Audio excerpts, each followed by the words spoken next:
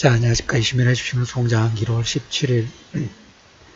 17일 브리핑을 시작을 하도록 하겠습니다. 다우지수가 소폭 반등이 나왔습니다. 0.5%, 0.6%, 그 다음에 나스닥하고, 나스닥은 보합 정도, 약보합 정도, 진행이 좀 됐습니다.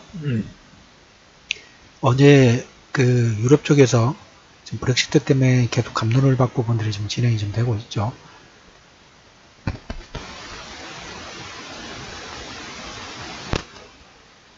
갑론을박 부분에서 부결이 된 다음에 메이 총리의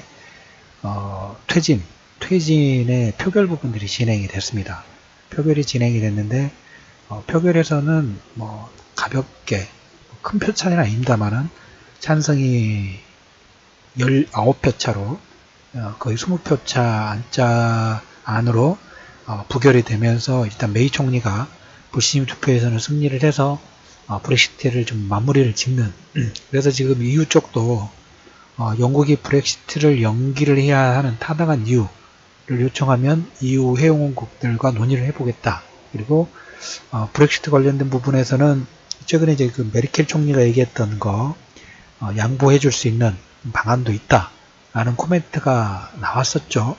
어떻게 보면 그 내용 자체가 미리 공표가 됐기 때문에 시장에서는 상당히 이렇게 크게 고려하지 않고 약간 묻히는, 왜냐하면 불안심리보다는 어느 정도의 해결 가능성 부분들이 논의가 되고 있기 때문에 시장에서 크게 요동치는 움직임 부분들이 보이지 않고 있다는 얘기를 첫 번째 좀 드려보도록 하겠고, 두 번째로 말씀드릴 부분들은 오늘 이제 17일입니다. 중국에서 아마 오늘 6시, 7시? 6시 50분인가 하면 될 겁니다. 7시 전에 김영철이 워싱턴에 티켓 예약 부분들 해서 도착하고 그러면 17일 늦게 도착해서 18일 오전 정도 정식 회담 부분들이 진행될 수 있는 가능성 부분들이 일단 코멘트가 좀 됐습니다. 그리고 다우지수 같은 경우에 오늘 한 0.5%의 상승을 이끌었던 부분들은 지금 이번 주에 계속 실적 시즌이라는 말씀을 좀 드렸어요. 각 기업들의 실적, 섹터별 대표주들의 실적 부분들이 나오면서 거기에 따라서 그 종목군들의 움직임 자체가 틀려지고 있는데, 오늘 같은 경우에 골드만삭스라든지 그 다음에 뱅크 오브 아메리카든지 은행 실적 호조 부분들이 반영이 되면서 금융주의 상승으로 다우지수의 0.5%의 상승 부분들이 진행이 됐다라고 말씀을 좀 드려보도록 하겠습니다. 그리고 어제 연준의 베이지북이 발표가 됐습니다. 경기 전망, 완만한 경제가 확장이 되고 있다. 경기 전망 우려 부분들은 일부 확대가 되고 있죠. 그 다음에 12개 지역 중에서 8개 지역이 완만하게 확장되고, 그 다음에 미국 수입 물가도 1% 정도, 월가가 1.5% 정도 하락 예상했는데 1%대. 근데 일단 소비자 물가라든지 이런 부분들은 연준에게 올해 1분기 때 금리 인상 속도 부분들을 너무 빨리 할 필요 없다. 여유를 조금 주고 있다라는 견조 부분들 말씀을 좀 드렸죠. 그 기조 자체가 계속 유지가 되고 있다라는 얘기를 좀 드려보도록 하겠고, 중국이 이제 아마 지금 1월 중순인데 아마 3월달까지 중국 경제공작 전인데가요. 3월달에 회의가 진행되기 전까지 계속 이렇게 경기 부양책 관련된 부분들의 드라이브 부분을 좀 걸지 않을까. 어제 같은 경우에 중국 인민은행이 환매 조건부 채권 여갈피를 운영해서 830억 달러를 공급을 했습니다. 하루 규모로 일간 최대 규모의 여갈피 부분들을 공급을 했다라고 말씀을 좀 들어보도록 하겠습니다. 그래서 해외 쪽에서는 브렉시트 문제가 더 불거진 건 없고, 그 다음에 금융주 실적 부분들 좋고, 그 다음에 북미 정상회담의 회의 부분들 진행하기 위해서 김영철이 미국 방문, 어떻게 보면 이번이 첫 번째 북한의 고위급 인사가 워싱턴에 직접적으로 바로 다이렉트로 방문하는 첫 번째 케이스라는 것도 약간 다른 방문가의 특이점이라는 부분들을 말씀을 좀 드려보도록 하겠습니다. 지금 여러 가지 내용이 나오고 있는데, CIA에서는 미국의 연락사무소 개설 관련된 부분도 약간 물밑 작업 부분들이 진행이 좀 되고 있는 것 같습니다. 연락사무소까지 진행되는 것은 당연하게 정전협정 부분들은 그냥 넘어가는 거예요. 그 추세 부분들이 논의가 되고 있다라는 부분도 여러분 알아두실 필요가 있고, 지금 어떻게 보면 모멘텀 장세라는 얘기를 계속 강조를 좀 드리고 있죠.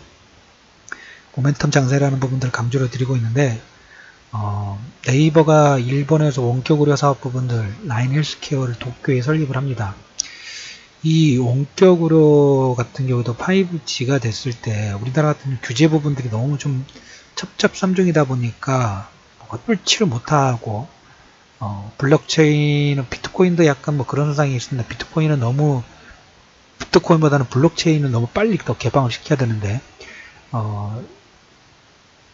지금 구글이라든지 특히 아마존 같은 경우에 이 헬스케어 쪽도 상당히 드라이브를 걸고 있어요. 구글도 마찬가지고.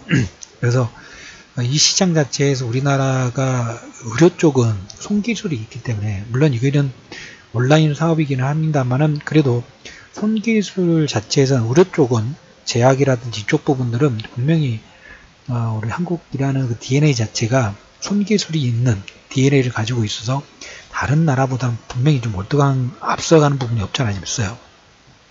그래서 해외 쪽으로 이런 부분들을 좀 빠르게 진출시킬 수 하나의 매개체 부분 되면 어떨까라는 코멘트를 좀 드려보도록 하겠고, 네이버가 일본에서 원격 의료 사업 부분들, 라인 헬스케어 도쿄 설립 부분도 했고, 정보의 인공지능 유니콘 10개, 전문 인력 1만 명, 빅데이터 센터 100개 구축. 어떻게 보면 이것도 좀 늦었어요. 그럼에도 불구하고 이건 어떻게 보면 5G의 인프라가 우리가 이제 12월 달부터 구축이 좀 들어가죠. 물론 진정한 5G는 아닙니다. 진정한 5G는 올해 하반기부터 SA 방식 부분들이 진행될 거고, 지금은 NSA 방식이기 때문에 진정한 5G라 하기는 그렇습니다만은, 인공지능하고 빅데이터 부분에서는 중국이 너무 앞서갔어요. 그럼에도 불구하고 지금 이렇게 2023년도까지 거의 한 8조 원에 가까운 자금 투입, 늦었지만 더 드라이브를 걸어야 된다. 어떻게 정부정책 부분들, 어제도 이 관련된 뉴스 부분들을 카카오톡 텔레그램 올려드렸습니다만은 늦었지만 그래도 우리가 잡을 수 있는, 여기 이제 또 부가적으로 들어가야 될 게 뭐냐면, 어제 개인정보 관련된 부분이 좀 문화가 더 개방이 돼야 돼요. 우리가 예를 들자면 우리가 가지고 있는 개인정보를 그걸 원하는 기업들에게 우리가 마케팅 동의를 해주면 우리 정보 부분들을 그쪽 회사가 사용을 할 수 있죠. 이걸 좀 더 활발하게 사용할 수 있는 개방과 규제 완화 부분들이 좀 필요하다. 그래서 빅데이터하고 AI, 전문 인력 1만 명, 빅데이터 센터 100곳, 그 다음에 한 8조 원, 7.7조 원 투입 부분들이 진행이 된다라는 부분하고, 현대제철이 그 회사채를 발행을 했는데 3,500억 모집을 하는데 1.3조 정도 청약이 들어왔어요.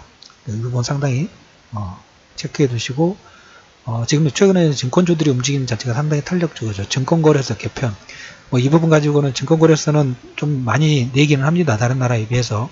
근데 타이밍이 왜 이 시점일까?